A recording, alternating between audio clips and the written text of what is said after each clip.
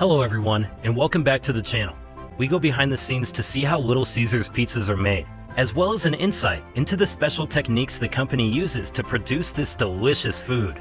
We can all agree that it's just not right to watch a movie without something to snack on. But how frustrating is it when you have to wait a while before you have your snacks delivered? Well, that's a problem you won't have to relate to if you order a pizza from Little Caesars. Not only are their services very affordable, but their delivery is incredibly fast, and you'd have your pizza hot and ready in no time. However, you'd think these pros would come at the expense of good taste and quality, but that's not the case. So how are these efficient and delicious pizzas made? When it comes to the number of sales, Little Caesars is the third largest pizza chain in the US, and the quality of their products and super reliable service is an incredible example to other companies in the fast food industry.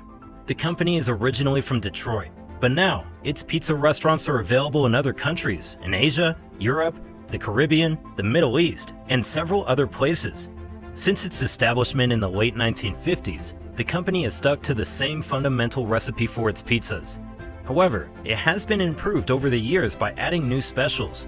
And in this video, we'll be talking about the recipe used in making these delicious pizzas. One of the favorite things about pizzas is how similar in taste they are to home-cooked food. And the secret to this is in the ingredients used. These include flour, sugar or maple syrup, and yeast for the dough. And for the sauce, the company has a special combination that is kept secret, but we know it's based on fresh tomatoes and a couple of spices. The production process is generally divided into three main steps. First, making of the dough, then the sauce, and finally, assembling both components together. Because of their delivery speed, some people speculate that Little Caesars pizzas are just frozen pizzas that are heated when ordered. However, past and present workers in their kitchens worldwide have debunked these theories via posts on social media. Little Caesars pizzas are made from scratch daily and begin with the dough's production. This process is typically done by hand, but because of the large quantity of dough needed to meet all their orders, large mixers are used in their kitchens instead. First, lukewarm water is poured into the mix.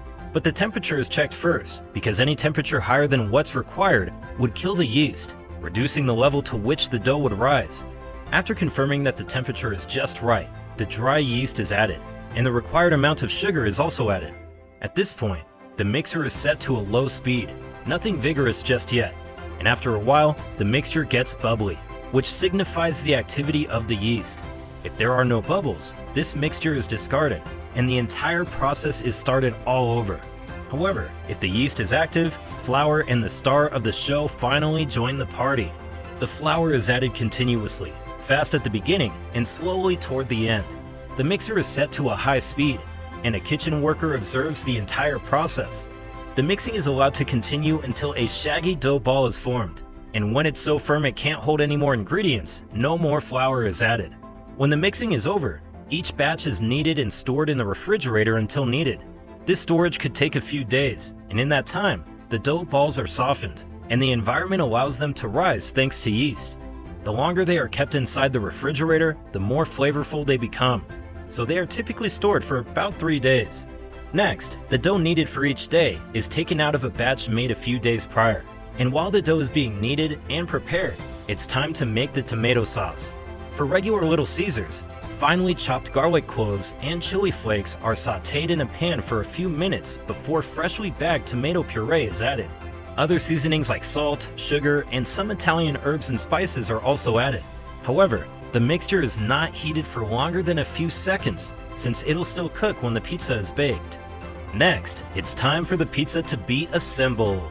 The pre-made dough is cut into smaller sizes and rolled out on a flat surface. The kitchen workers ensure that the dough is not too flat so it has some stamina, and they also make sure that the edges are thicker than the center. After that, the tomato sauce is scooped onto the dough and spread out from the center to the outer parts. Not too much sauce is added to the dough, because since the baking time is supposed to be just a few minutes, too much sauce would slow down the cooking process and cause wet spots, which nobody wants on their pizza. In some cases, cut vegetables and shredded cheese are added to the top of the pizza, depending on the kind being made. Some of these vegetables and extras include tomato slices for the extra tomato flavor, lettuce and mushrooms for extra crunchiness, and cheese for the chewiness that brings it all together. Cheese is usually added for that chewy effect, while other additions are made according to the type of pizza being made. Give me that extra cheese, please. For chicken pizza, the sauce is made using a completely different recipe. First, chicken cutlets are washed, salted, and sautéed in a non-stick pan for a few minutes, and they are closely monitored to ensure that they don't get too brown on either side. After a couple of minutes, ginger cloves, chili flakes, tomato puree, and soy sauce are added to the pan and heated for a while. Italian herbs and spices are also added in as well to enhance the flavor of the sauce. Next, the sauce is spread on the flattened dough, and toppings added include lettuce, onions, and cheese. Some of these toppings are added when the pizza has been baked to preserve the crunchiness, while others are baked alongside the pizza and the sauce. And that brings us to the final step, baking. In preparation for the baking, the pizzas are loaded onto flat steel baking sheets and stacked on a rack, while the oven is preheated to a temperature of about 800 degrees Fahrenheit. Please keep your hands and feet outside of the oven. The racks with baking sheets are rolled into the oven, which has a conveyor system. The baking process takes about 6 to 10 minutes, and with the help of the conveyor belt, the racks are moved from the entrance to the exit of the oven within this time. Afterwards, the pizzas are taken out of the oven, sliced, and packaged in the signature Little Caesars boxes.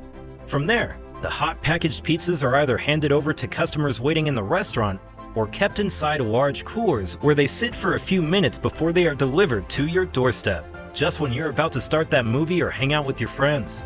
Little Caesars was founded in 1959 by American businessman Mike Ilitch and his wife Marion.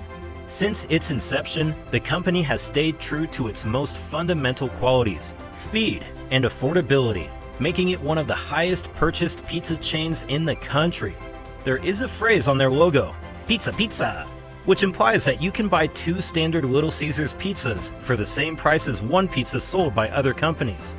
Fortunately, Little Caesars has an expensive menu from which you can pick any pizza variant for just a few dollars. What's your favorite kind of pizza from Little Caesars? I'll take that classic pepperoni. Leave your answer in the comments section below.